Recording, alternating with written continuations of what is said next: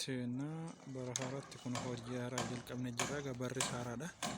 Hojiin haaraadha. Ishee kana akkasitti kanaan jalqabne jira. Bishaan garmalee warqaa jira gaa. Jireenya kun akkas nama gootii ijoolleen akkasitti abbaataa jiranii. Inni kaan immoo kun akkasitti.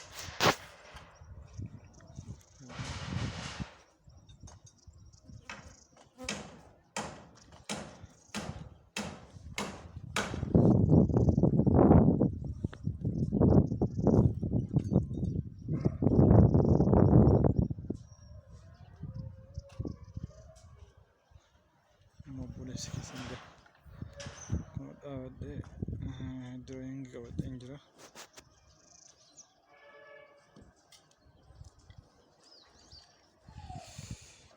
Waan nama mucaan godhaa jiru kun tumbii jedhama.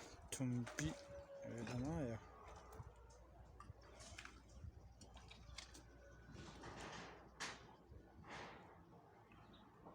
Fooqeen eega tolan ijaaramtu.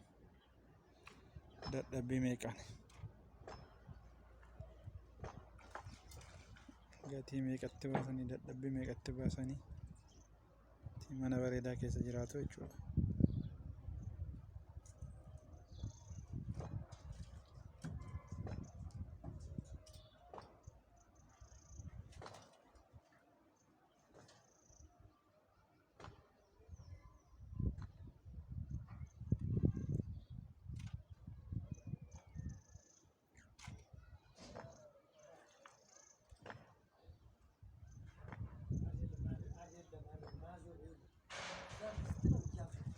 ከታችም እንደዚህ ዞር ካፍ ስኳድራ ገልቹ ጀቾና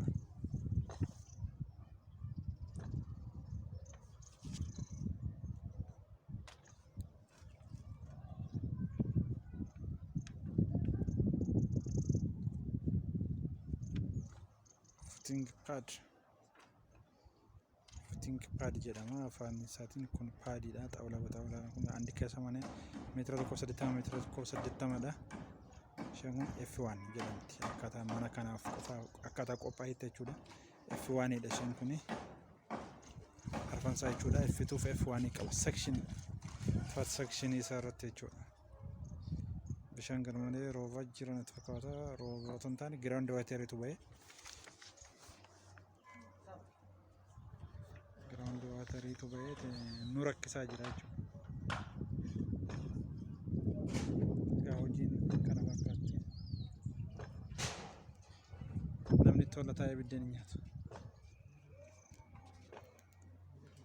Buleessi keessanis immoo kunoo jireenya qabadhiin kunoo akkasitti.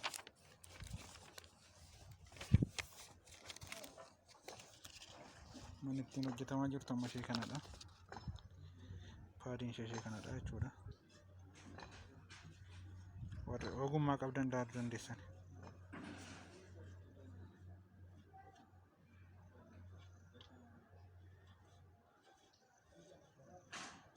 Aksesii ishee wajjin ilaaluu dandeessan warri ogummaa qabdan jechuudha. Kanadha amma isaan isa gidduu kana kaa'aa jiru. Boksii kana akka saaxiniitti jiru kana kaawwataa jiranii jechuudha. Gaabboleessa keessan kan mansinii dalagaa waan biraa waan hin dalaguun qabu yeroo gaarii isiniif haa ta'u.